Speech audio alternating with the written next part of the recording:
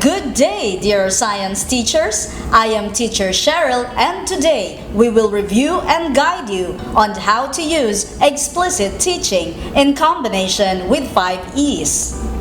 As we all know, the 5 E's model includes engage, explore, explain, elaborate, and evaluate. Now, let us talk about explicit teaching.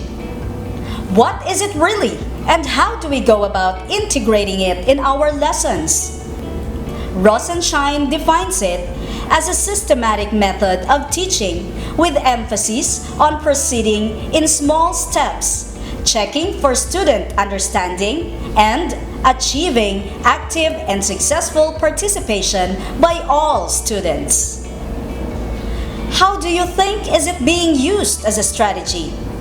Explicit teaching is used when teachers clearly explain to students why they are learning something, how it connects to what they already know, how to do it, and what it looks like when they have succeeded.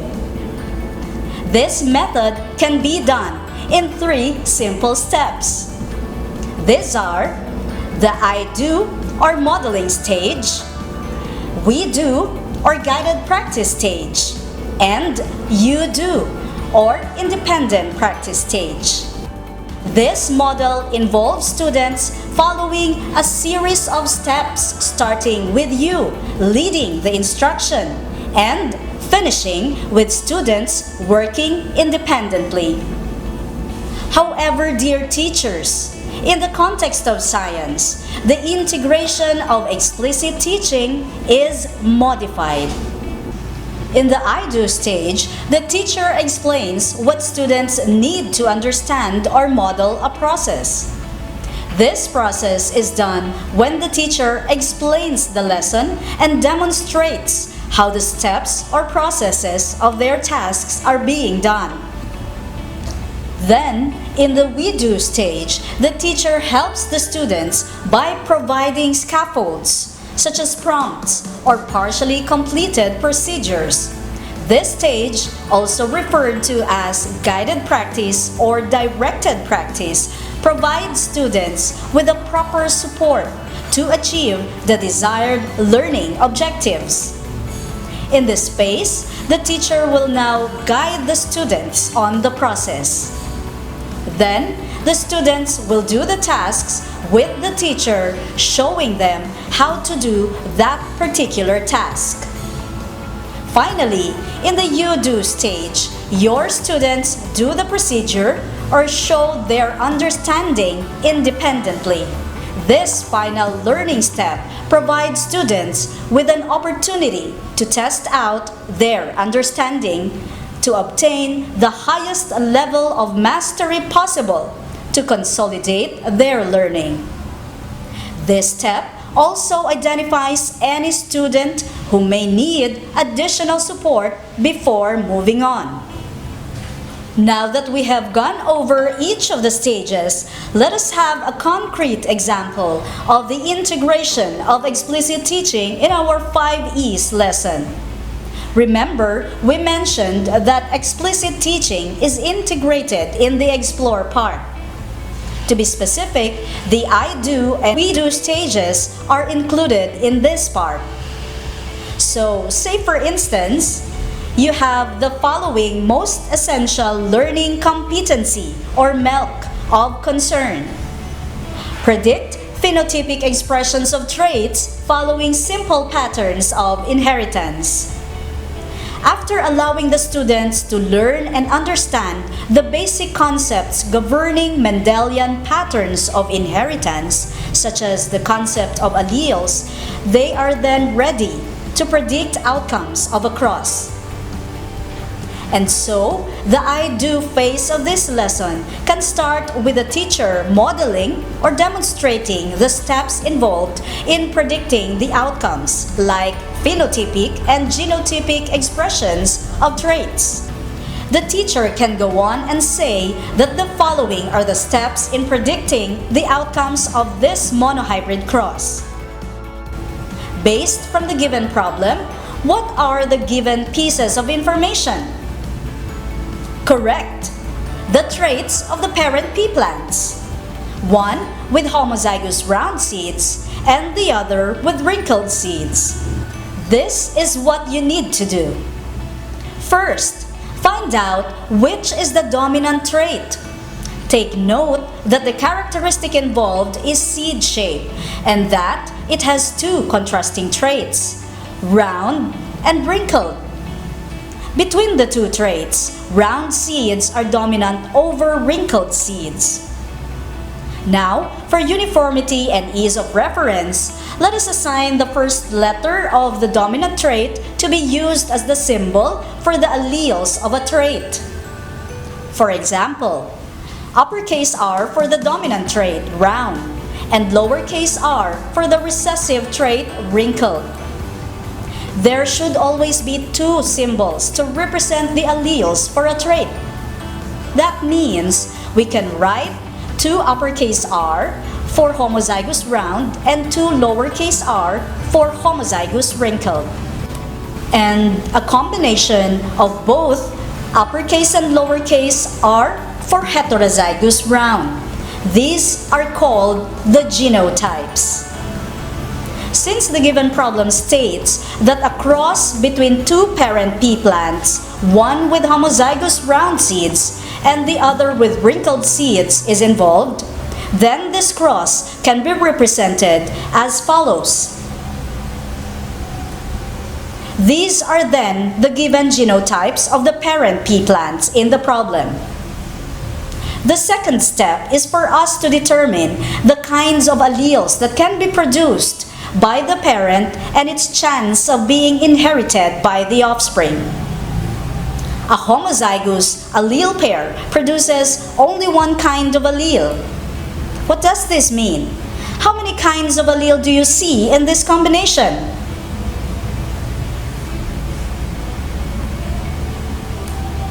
You are right. There is only one kind. In the homozygous dominant allele pair, it can then be said that the dominant allele uppercase R of the first parent has 2 out of 2 chances or 100% chance of being inherited by its offspring. This is quite similar to the allele pair of the second parent since it has the lowercase r combination. There are also 2 out of 2 chances or 100% chance that the offspring will inherit the recessive allele lowercase r. Whereas, if the parent pea plant had this combination, how many kinds of alleles can it produce? Exactly, 2 kinds. The dominant allele uppercase R and the recessive allele lowercase r. Now, the third step is to use the tool called Punnett square to show the various possible combinations of alleles that can result from the given monohybrid cross. For a monohybrid cross, the Punnett square is a 2x2 table that looks like this.